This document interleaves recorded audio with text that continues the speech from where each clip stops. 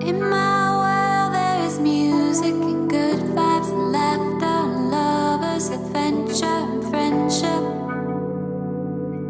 We know who we are. Welcome to Be the Wellness Podcast, where we help you master your body, mind, and the experience of life through insightful conversation, interviews with experts and thought leaders, all with a side of marital banter and some good old-fashioned humor. Yes, we are your hosts, Adam and Vanessa Lambert, and we're committed to helping you live life fully expressed physically, mentally, and experientially.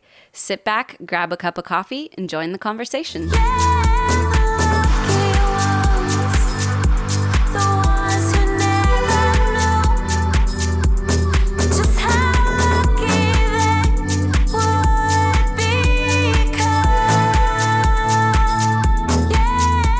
Hello, everybody. Welcome to the podcast. Adam and Vanessa Lambert here.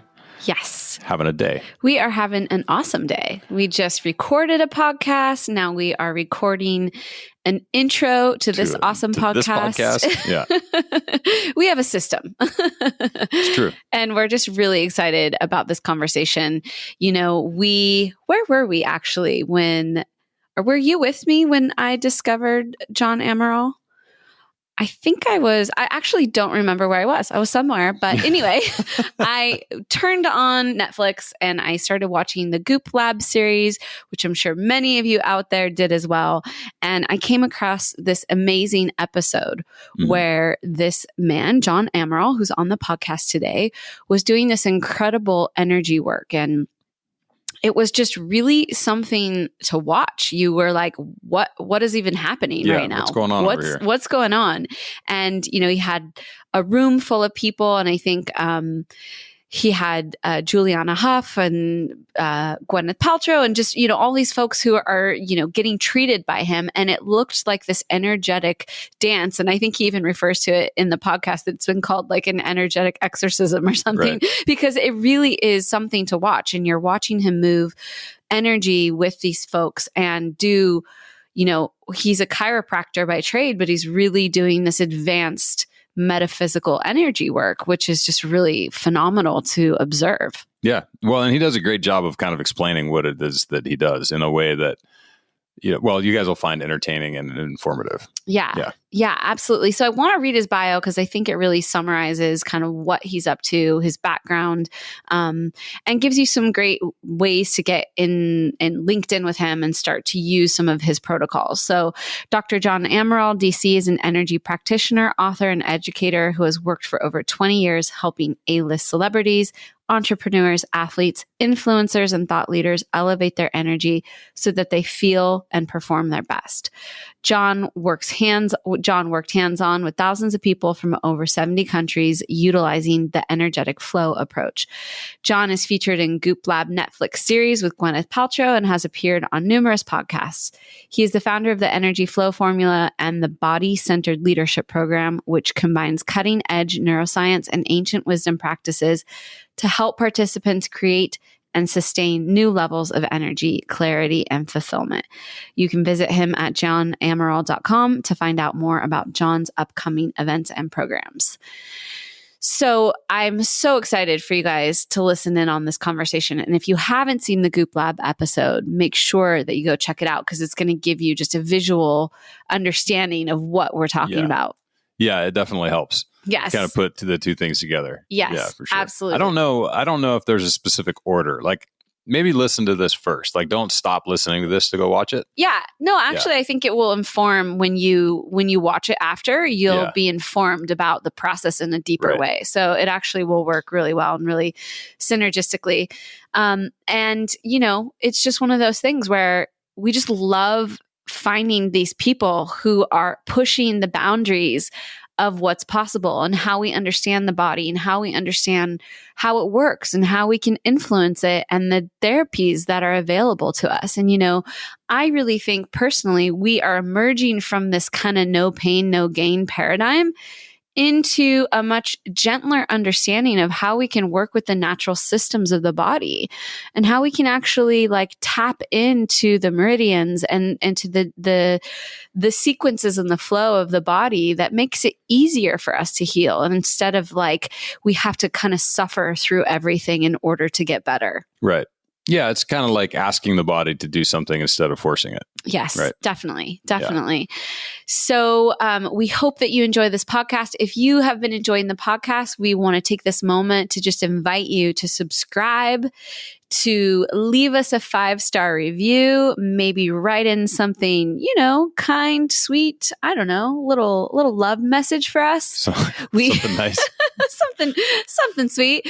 We read all of the reviews. And in fact, this week from Aaron Fall Haskell, we read this really short and sweet podcast review that says, absolutely love these two. They take conscious conversations to the next level. And, that is really what we're trying to do. We're trying to bring you conversations that have a heart, a center, a soul center, if you will.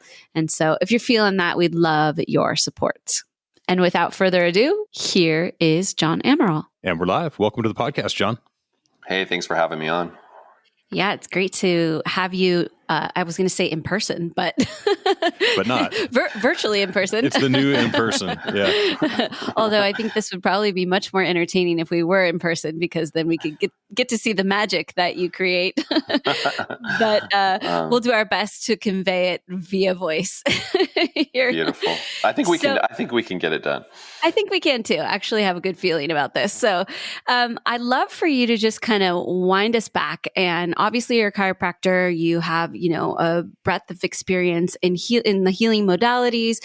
But I'm just curious if you can kind of tee us off with, the experience that led you to create this energy flow formula and this new modality that you've really mastered.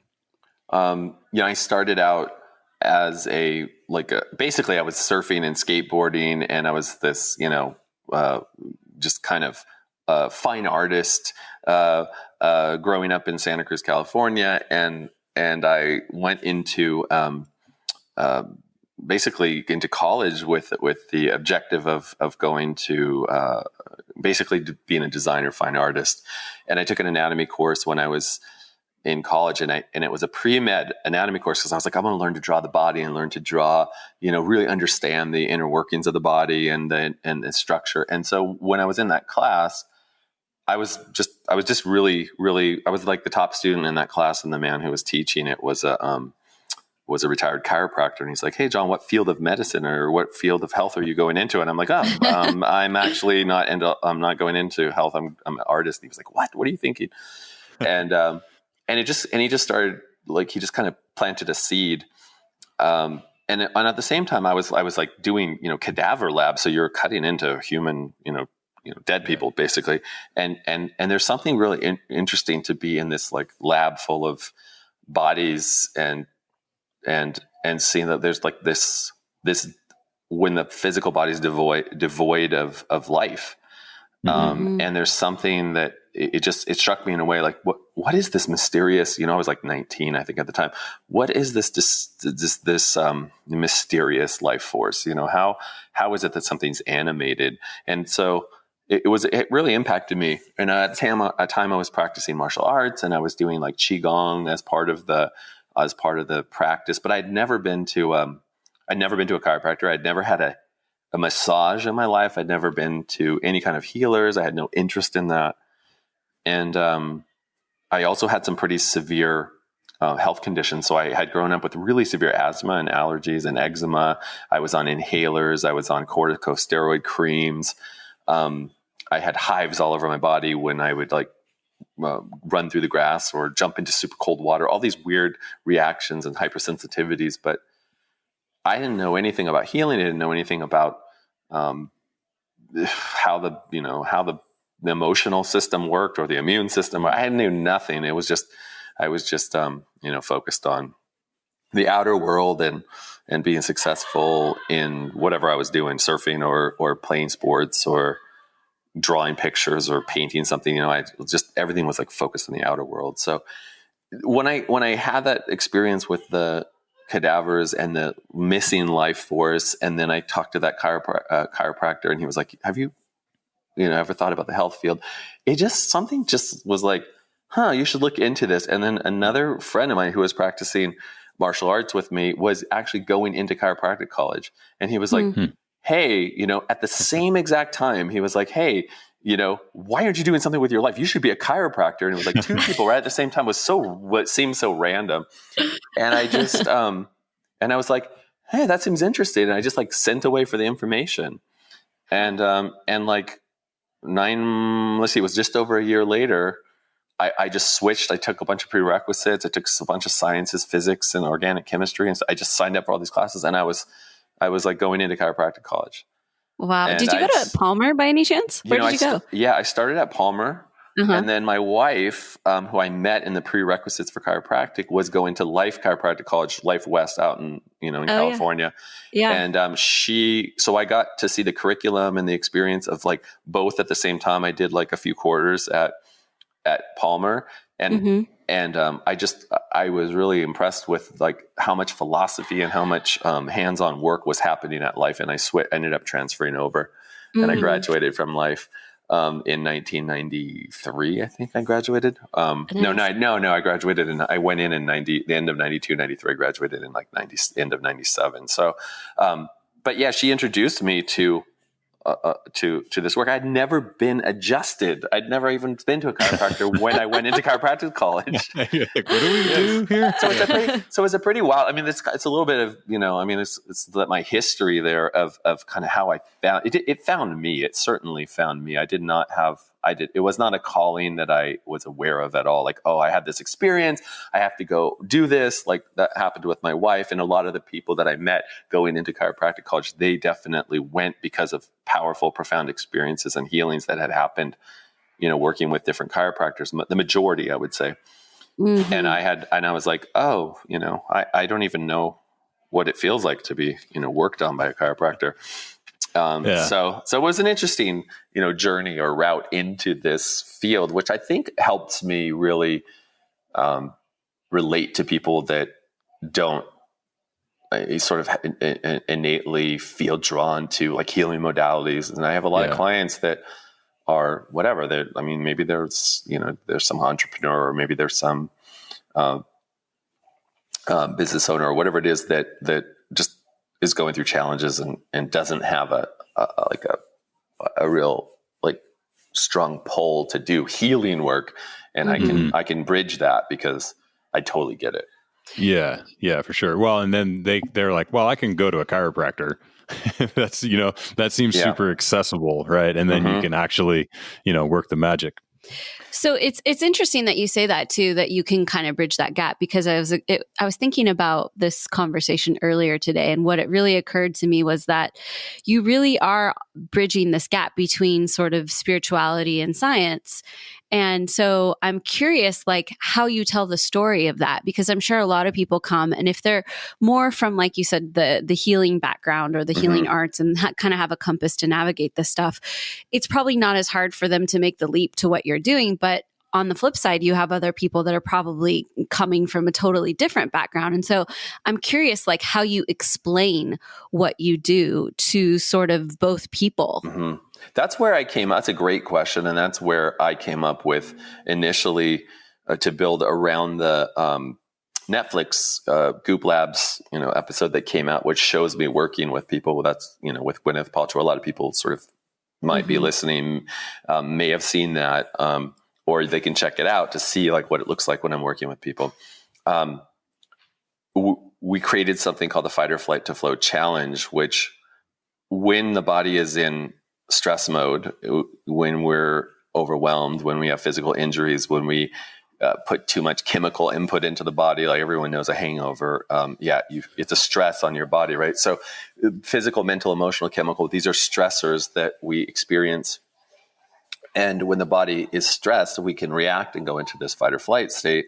And in fight or flight, you're less, there's less of a free flow. There's more kind of, you're bound up, you feel restricted, you feel reactive, you feel agitated, you're in defense. And by shifting out of that state and allowing energy to begin to move and free up again, because when you're in fight or flight, you bind up energy, the muscles get tight, the tendons get tight, the nervous system gets stretched. There's high tension inside your body, which is a certain frequency of vibration in those tissues, which is a different consciousness that goes along with it. And that fight or flight state, everybody knows what that feels like.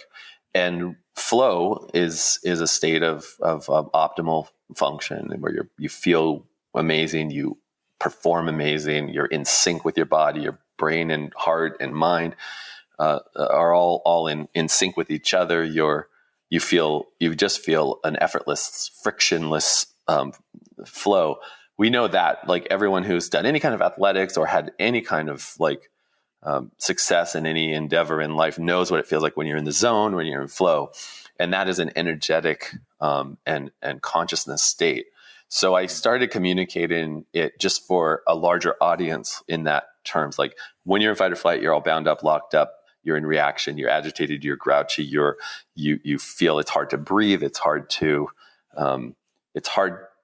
create, because your physiology is in a different state where your brain is operating differently. You're not accessing these parts of your brain, the cortex, prefrontal cortex, these parts of the brain that allow you to experience these higher states of consciousness.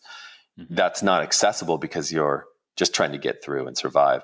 And when you open up and you're in that flow state, you have access to higher dimensional information. You have access to context and meaning, where you can go, oh, is this the way that I need to be showing up? Or do I have to kind of reinvent right now because this is not the optimal action that I want to be taking? You can't ask those questions in fight or flight because you're just like, I got to deal with the lion breathing down my neck.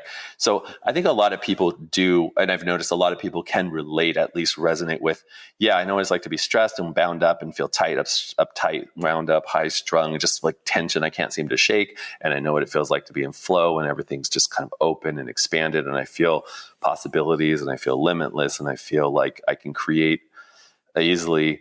And it's closing that gap or shifting ourselves from that fight or flight state into a flow state, which is a overly simplified way to describe what's happening, because I'm not going into really all these dimensions. So we can dive into that, Yeah. So we're going to get there for sure, because I'm thinking about, you start off as a chiropractor and you're probably doing, what do you call them? Not manipulations, but it was adjustments was what we called it in chiropractic. Mm-hmm. Okay, adjustments. And so I want to understand this leap to now working in this energy zone, and like, how did that happen for you? And how did you, what was the access point? So I got introduced to the work of a man named Donnie Epstein, which was at the time called Network Chiropractic. And this was back in the early 90s. And he had kind of studied the work of the developer and founder of chiropractic and his son, D.D. and B.J. Palmer, from the late 1800s. They were both these kind of esoteric, metaphysical guys that had, the foundation of chiropractic was actually very energetic. It was not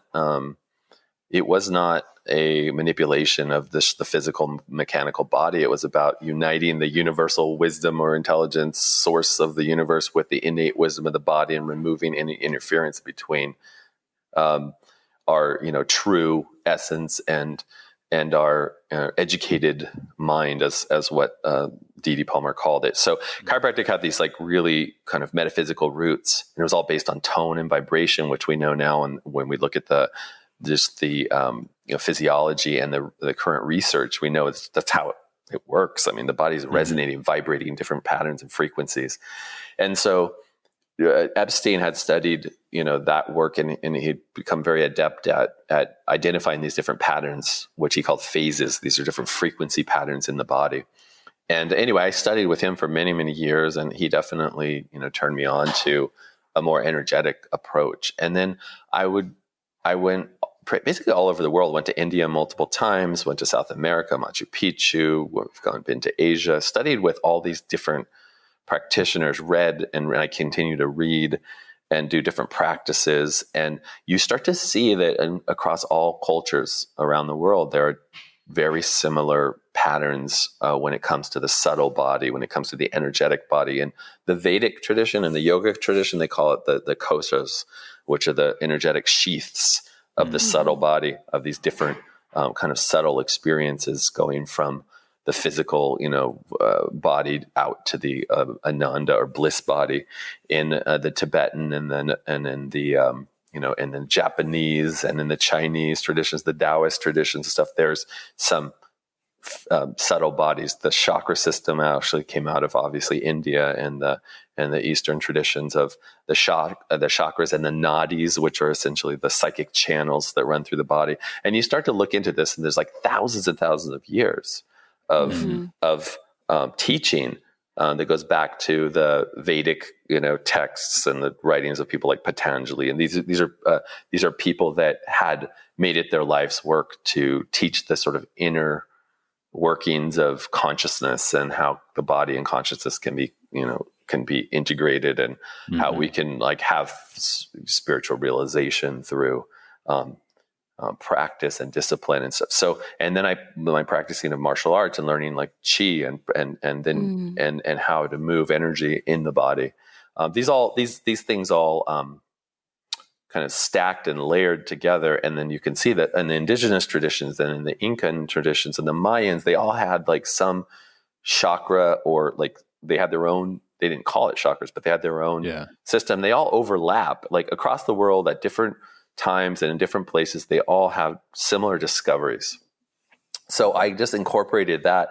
And as I learned more, what happens is as you also clinically get more adept, and as you work with thousands and thousands of people over years and work with patterns, and you see like, oh, this is what it feels like in the body, typically, consistently, when someone smokes a lot of pot, or when somebody has done a lot of certain kinds of drugs, or when they're on antidepressants, or when they've had certain types of injuries, or when they're experiencing cancer.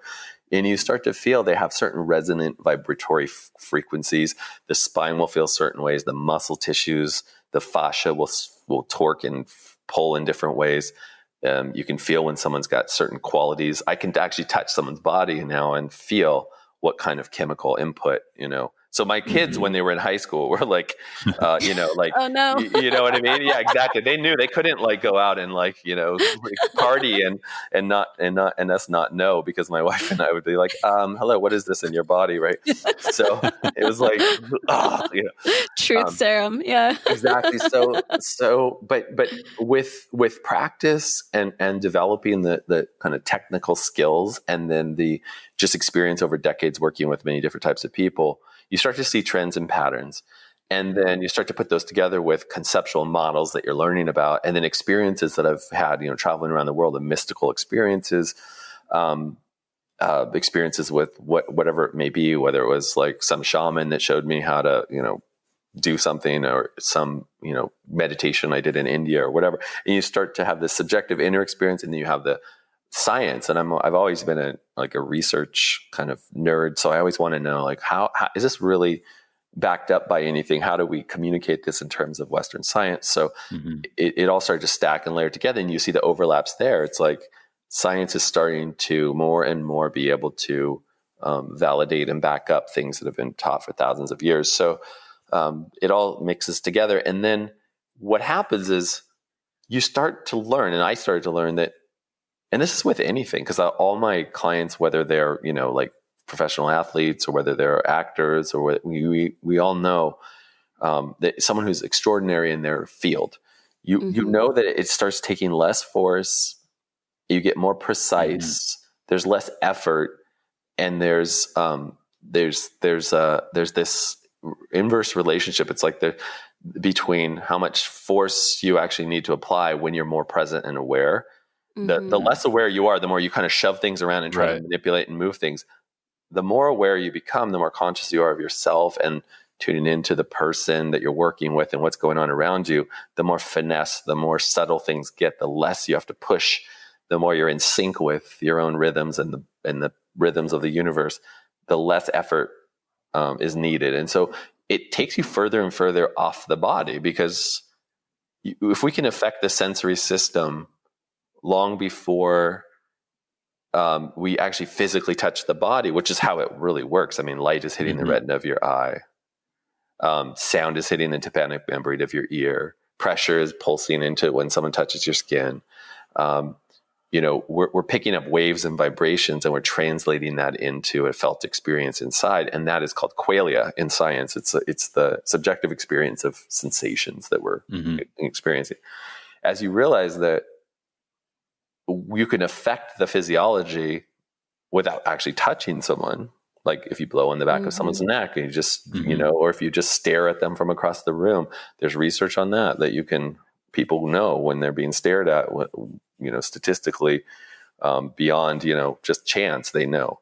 And so we know there's something happening in this field of energy and information all around and within us that we can sort of interact with. It doesn't require such physicality.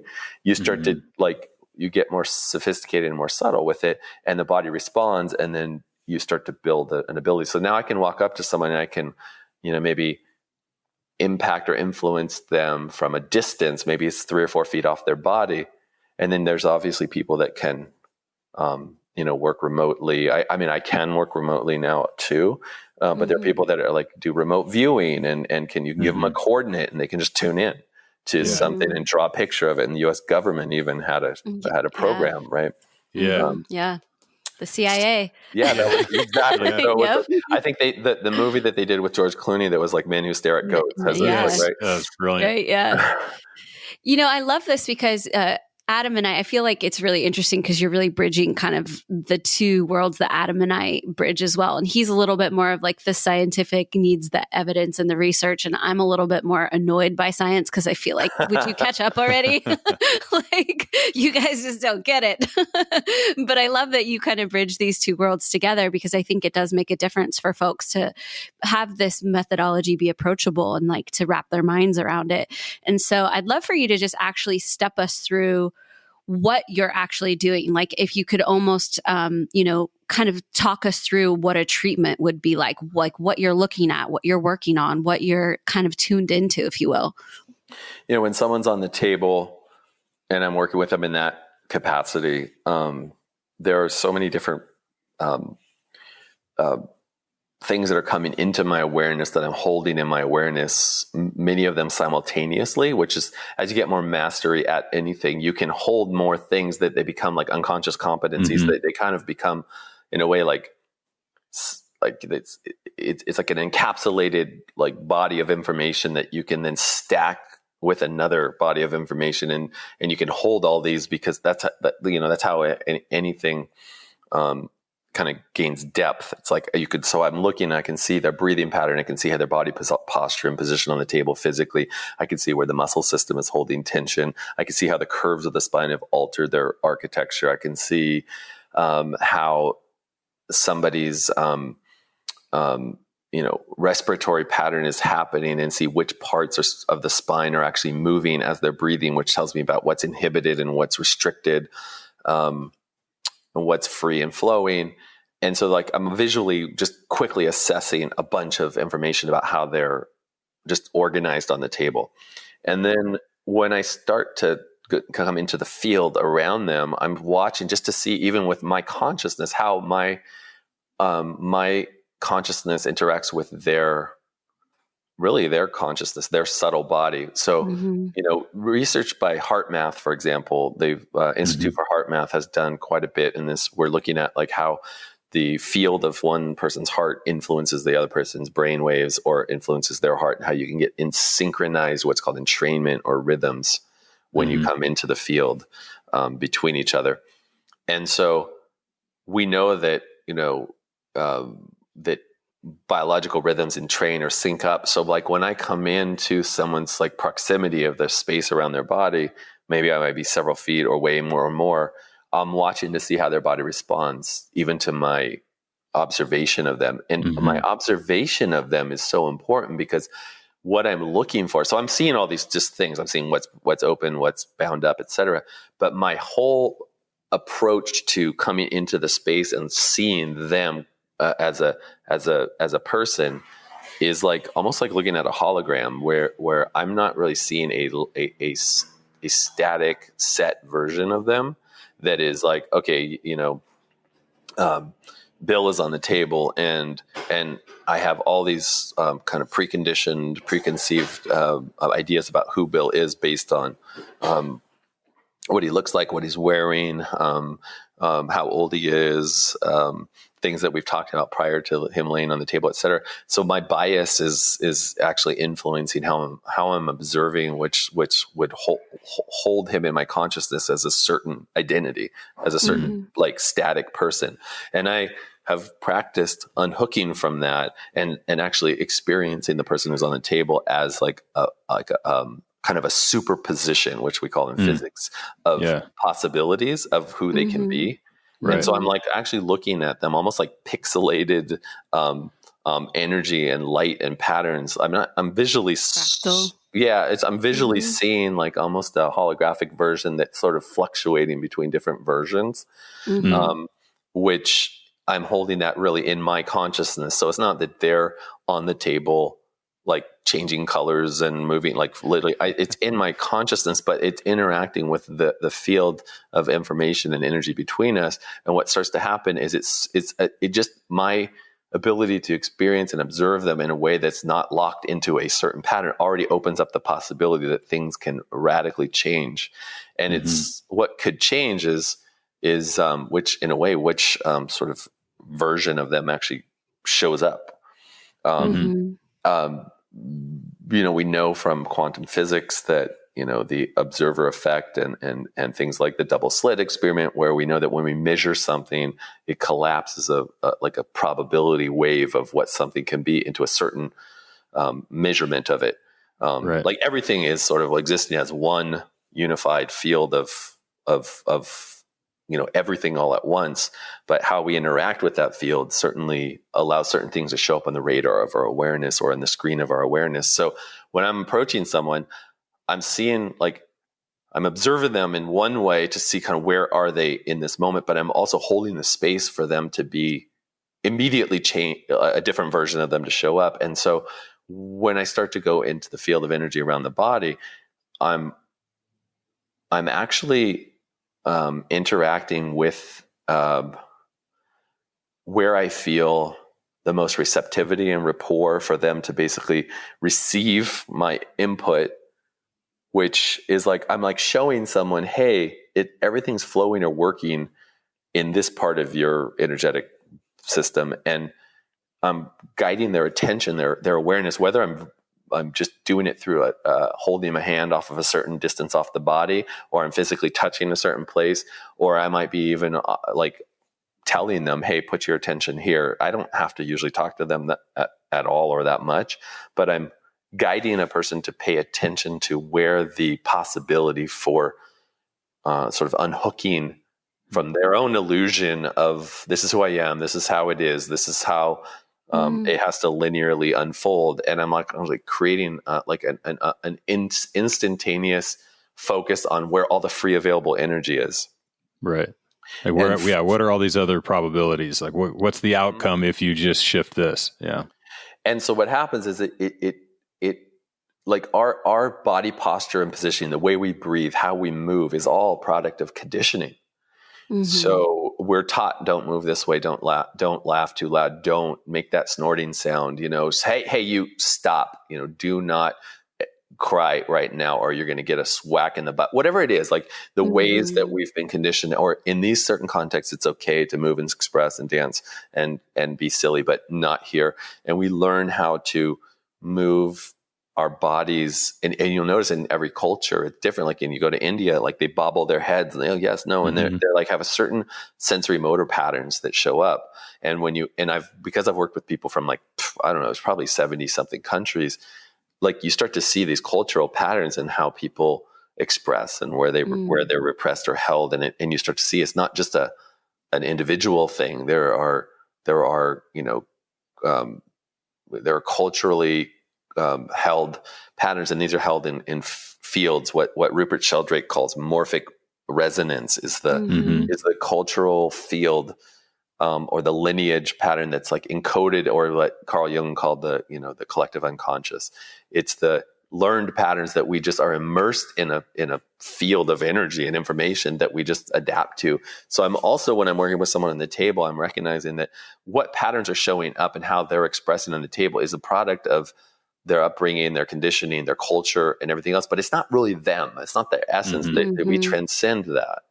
And so my goal or objective is to like unhook any of the architecture or the resistance or the armoring that would keep us in a adapted state, which is a product of culture and conditioning, the educated mind, and in a way have a moment or a sustained period of experience of effortless freedom and just like our true nature. So there's in a way, that's where I would say the spiritual part would come in, because like we all know from all cultures around the world in all religions that when we transcend in a way the limitations of the thinking cognitive mind and the cultural conditioning, and we have an experience of pure bliss really, or knowing or awareness, that's awakening. And so that can happen spontaneously as soon as the defenses drop down. And my goal is to get the defenses to drop down by showing someone where the space and freedom and flow actually is. And sometimes people have never experienced that in their entire life. They've never actually felt what it feels like to take a totally unimpeded breath that fills every cell of your body with oxygen and energy. And there's a sense of just peace. Like, I don't have to be anyone. I don't have to do anything. I don't have to perform. I literally am, I am one with my body. I'm one with the universe. And this is like, this is amazing. And that experience will change someone's life. And so even a moment it feels, sorry, I didn't mean to interrupt, but it just feels like you're holding them in their highest essence. Like you're giving them a chance to actually be held in that space for long enough to have a recognition of themselves. Yeah, that's a good way to articulate it. It's so beautiful. And I'm curious, when you talk about like their subtle body and you're working with these different layers of their energy, I started doing Reiki when I was in high school. I got introduced to it. And so I've done energy work, throughout my life. And when I'm thinking about, when you're communicating about this, I'm thinking about how I perceive or how I receive information from other people's bodies. And for me, sometimes it'll actually be like tissues will talk. They'll actually speak to me, or they'll light up, or they'll kind of communicate. And so I'm curious, like when you're receiving this information, how are you receiving it? Like are parts of the body lighting up? Is it just an energetic experience that you're feeling there? Is it like communication? I'm just curious, like what the actual, communication looks like for you. Yeah, it's a good question and a good point. Like we process this field, this quantum field, this like limitless field of information that is within and all around us through the five senses, right? So somehow we have to take this like non-physical, non-3D world experience and take that into and synthesize it through our sensory system so that we can register like on this plane, what's happening. And so some people hear it, like it sounds like you auditorily hear it, like tones or vibrations or chimes or buzzing or angelic sounds or groan. Sometimes we hear resonant frequencies. That's auditorily how it comes through. Some people, it's more of a felt kinesthetic experience, just a sense, a deep sense through the body that it's hard to describe where it's even happening, but it's like kind of everywhere. It's just a feeling or empathic knowing. Some people, it's they visually see colors, and like people that describe like seeing the wheels of the chakras, and they can see visually things come, and all kinds of worlds are sort of dimensions are created in their visual field. So there are all different ways that you can experience. For me, it's primarily kinesthetic. It's a feeling. There's an auditory component. It's tonal. I can kind of like hear, but it's not really through my ears. It's what's called a synesthesia. It's a combination, combination of different experiences, like all happening at once. And so at this point, it's like it's a feeling, it's a visual, it's an auditory, and it's all sort of wrapped into an experience that's a little bit hard to describe but it's happening. I know it's happening in my consciousness, and it's happening through my body. So as I observe the world, quote unquote, out there, which I'm not separate from, I'm having an influence on it because my field is impacting and influencing the person that I'm observing, whether I'm even holding them in my consciousness here and they're across the world, or whether they're on the table right next to me, in front of me. I'm able to impact, and have a somehow some kind of entanglement or communication between their system and mine. When I'm in proximity physically, there are different factors. There's a different process happening because I can interact with the bioenergy, the life force and the emotional system in a different way than I can if I'm doing it over like a physical distance. But these things can still, we're still influencing through our observation of something. So, does that help? Yeah, yeah, totally. I mean, I think, it's one of those things that I think it's, it should be difficult to explain in regular language. You know what I mean? Because it's just far beyond the scope of what is like of a normal perception. But when you feel it, and it's like music. Necessarily so. If you have the written music on a sheet, and you have you have the see the bars and you see the notes, that's a right. It's like it's not even anywhere in the vicinity of what it sounds like to experience a concert in a concert hall, right? It's like, a symphony, it's like it's two different, completely different worlds. And so we can talk about it and describe it in terms of like objectively, what might we be noticing and what would that feel like? But what it feels like and what the experience is much more, it's experiential. It's like, well, and that's something I think about too when it comes to, because it's easy, well, at least for me anyway, it's easy to sort of get binary about things like this, where you're talking about, well, yeah, okay, so we're impacting, me, like in the case of massage, me physically touching you is impacting something, and I can understand, how that energetic or the pressure wave is going to move through, and it's going to do this in the muscle, and this is going to happen in the fascia, and we can expect this, right? Like there's this very physical component of it that is really easy to explain, right? And it's something that we can all feel. Like I could say, okay, now grab a rolling pin and roll it across your quad. Like, what did you feel there? And you're like, oh, I get it. I understand this concept of a pressure wave. But when you talk about, what you just described in this multi-layer system of senses and synesthesia, where it's this combination of things where you can smell sounds and you can taste colors and all of the weirdness that happens in that space, right? Like if you can imagine that for a moment, then I think you could maybe understand how it's not only possible, but just sort of it's eminently, it's happening that our physical beings are projecting to some degree and impacting the physical beings around us, like whether we're conscious of it or not. So if you can fine tune your consciousness to be firmly aware of how you're impacting this milieu of vibration that, has morphed into a human, like that's pretty freaking awesome. You know what I mean? And from what I'm gathering, that's what you're doing. It's like you're DJing the human. Well, in 2019, a research paper was published where they were able to, for the first time, have a macroscopic molecule. So something that was not just at the quantum level, which is subatomic. So it's like, the realm of quarks and things like this.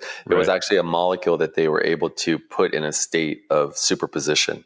So they were able to finally just actually conclusively put a physical, quote, material object into a state of superposition of different, and superposition means it's in like different reality. It's in different states simultaneously, which is what quantum computing is about. And there are quantum computers now, which I saw one in Davos. They had a model of the IBM quantum computer, and they process information in multiple, in superposition, basically that things are like, we're not just in this 3D reality. Parts of us are in different realities simultaneously. It's hard to even fathom this, but it's actually it's real. Like we actually have computers that are using this technology already. So we're moving into, we are in the age of energy. That's, Nikolai Tesla talked about the 21st century being the age of energy. We're just at the beginning of it. We're in the first, decades, and obviously 2020 is a big year that we'll look back on, as like this changed everything with this like kind of world shutdown and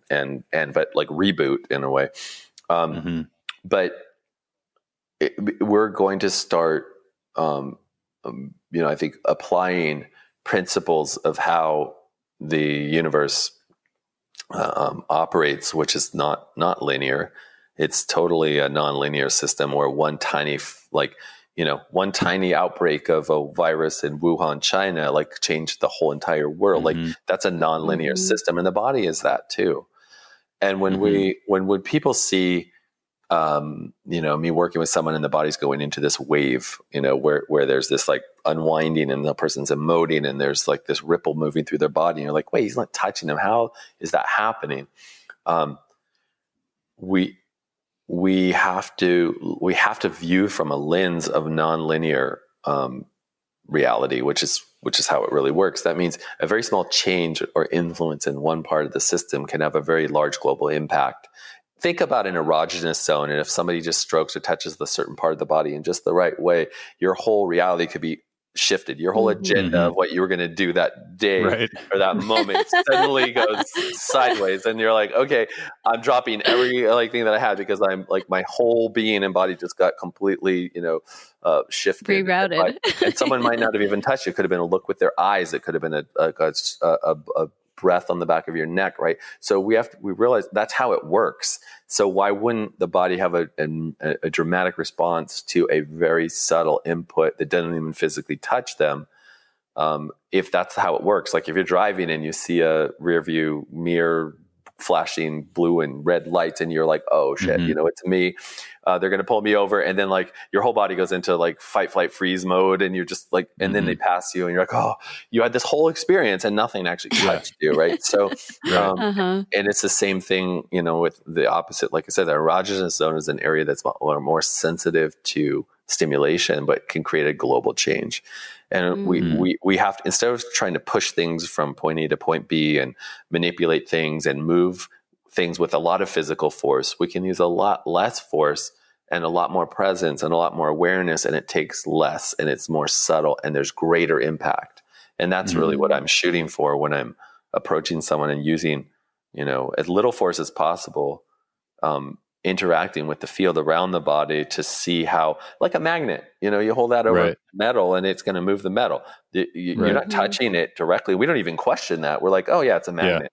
Right. Yeah, that's easy. Magic, right? It looks like you're not touching anything and it's moving, but we're like, we just accept that. But when we see that with the body, we're like, oh no, can't be real, or how is that working? We're trying to figure out the mechanisms, or these people must be faking it. I can't even tell you how many articles came out around the work. I actually, something went viral that I was working with Julianne Hough, the actress and actor friend of mine, in Davos, Switzerland, at the World Economic Summit. And I did this demonstration, and she just like had this movement and expressed and made this big sound. And people were like, Julianne Hough has an exorcism. And it went like to one of the top trend. It was like one of the top trending things in the world on Twitter, like the number 3. Oh, wow. And it was like, whoa, what the heck? It was because people, they could not get the mechanism and why that would happen and what would be the benefit of that and how, and this is fake, or this is like some exorcism thing that's like some spiritual weird, like all these like stories are made up because the models through which nonlinear kind of systems are operating are well established, but we haven't really applied that yet in the culture to the human body and how the human body and consciousness work, even though if you look at, there's a good body of research on like the quantum coherent system, like people like Mae-Wan Ho and James Oshman and Bruce Lipton and all these amazing, people have referenced or done their own research for how this really works. So it's really interesting to see the bridge that's starting to happen, and I hope to be more of a bridge to show that, look, you can do this kind of work. People can have these amazing experiences and responses that looks weird and is different than what we're used to. But then to be a person that I'm, hopefully sound relatively reasonable, that it's like, well, maybe this, he's not like saying he's working with, the total just woo woo frou frou. This is actually, this is actually possible. Let me maybe look into this, and hopefully I can be a bridge to bring more energetic practices to the world.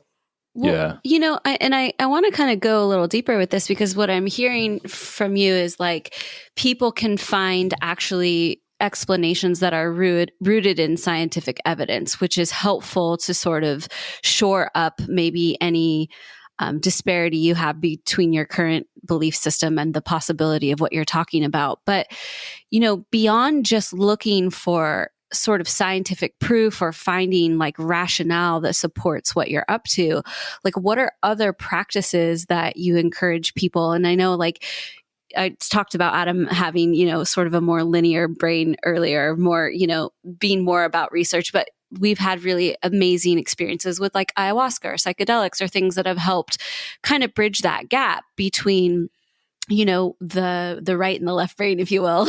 But I'm curious for you, like, what are some of the tools that either you've used or you encourage people to use to sort of bridge over into that possibility or into some of this more ethereal experience?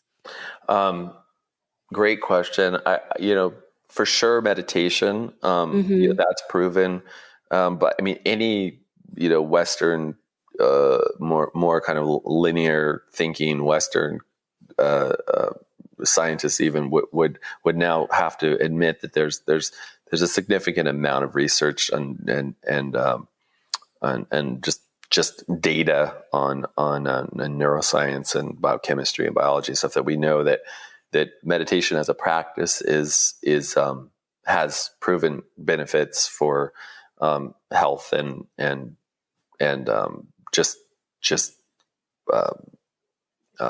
focus and productivity and all these things. So we know, but it also, it's really about, deepening awareness and that is like, without a shadow of a doubt, the number one thing that people should do in some way, shape, or form. Because meditation is about bringing conscious awareness to your to just your experience as a human being. So it could be simple, just focusing on the breathing and just bringing your mind into a more coherent, connected, in sync state with your body, and then going into stillness and going into emptiness. And so there are all types of meditations. And I don't really teach that kind of meditation. There's so many. There's Calm app. There's basic, there's Headspace. There's Deepak Chopra has great meditations, guided meditations. You can find Joe Dispenza's got some cool meditation. There's all these people that have amazing, just like meditations and processes. And you don't need anyone. You can just sit and count breaths, So meditation, we know practices like yoga, the physical aspect of yoga, but there's many different aspects of yoga. But we know that moving the body, stretching the body, being more present and connected with our breath, moving our body in coordinated and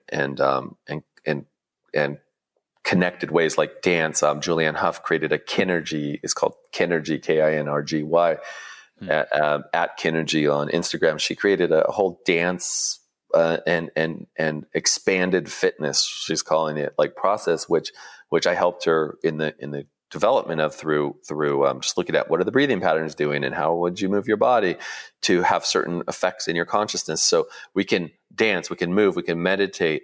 I have a program, I have a process that's free. People can sign up on my, they can find the link in my Instagram bio, which is at Dr. John Amaral, or they can go to my website, johnamaral.com, which is, I call it the Fight or Flight to Flow Challenge. And there's 7 different practices that involve using breath and movement and focused attention and visualization to start to connect to and integrate patterns that are going on in your body and in your life. And so those are all different ways to, start to engage with a more integrated approach to our body and mind.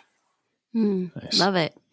So as we start to wrap up here, I kind of want to just zoom out to almost like the earth as an energetic body at this point with everything that's going on.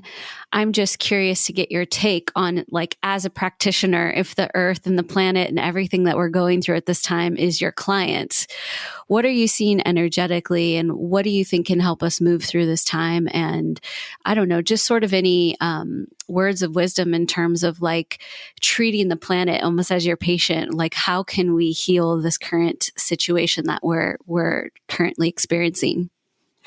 I mean, I think that we have to realize that, whether you want to call it Gaia, the integrated whole system of Earth, Mother Earth, and the universal patterns of ebb and flow of circadian rhythms that we have going on that are connected to the Earth, that are the Schumann resonance, which is the field of like the Earth's electromagnetic field, the kind of polarities and rhythms and patterns that are going on between different parts of our bodies and our different people in the environment and the different parts of the ecosystem, like how we're, in a way interacting with all these different aspects of the Earth. We have to recognize that we're part of one whole integrated system. And it's like saying, like we're going to just address this one part of your body and it's going to have no effect on any other part. It doesn't work that way. And it's the same. The whole Earth is a whole system. And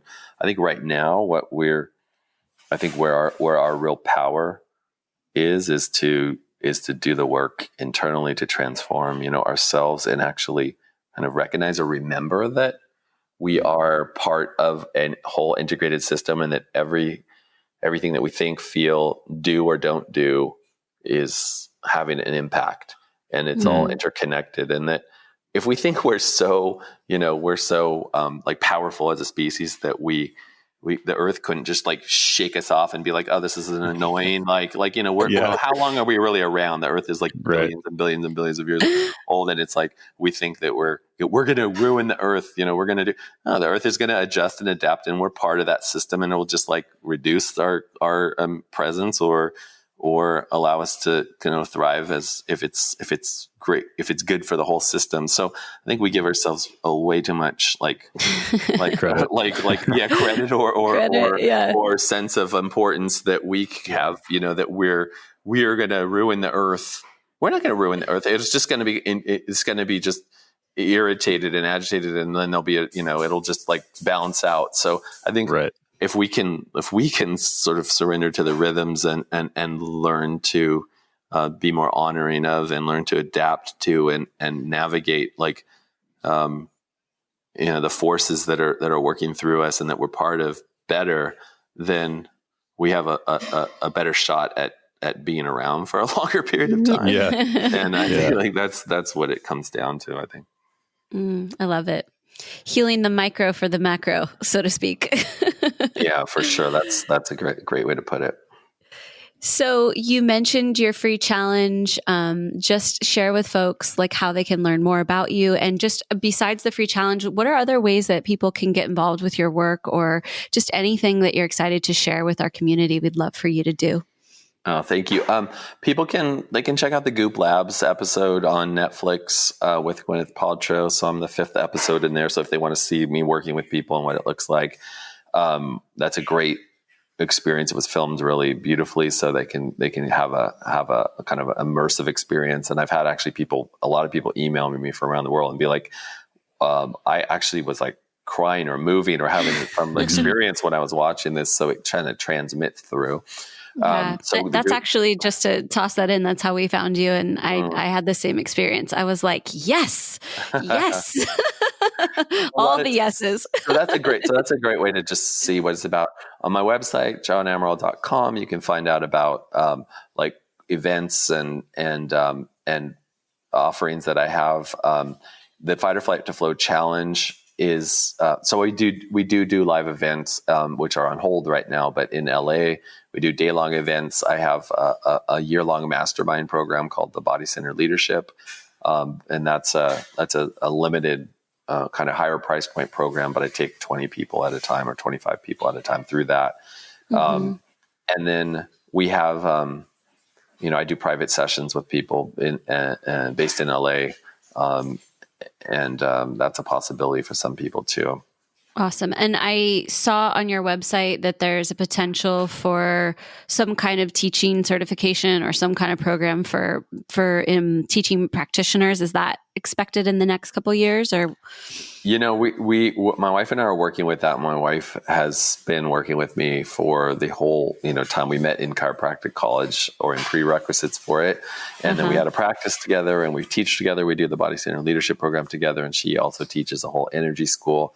So we're looking at that for the future. There's nothing on the books yet for teaching a system to practitioners, but that's something that we're discussing how and when we might bring that if we're going to. I think she actually is going to be doing a co-teaching a course with a friend of ours named Cindy Dale, who's written a lot of books on energy healing and energy, like 20 books on energy healing practices. And I'm going to be posting that on my Instagram. I think she's doing that in early June in a few weeks.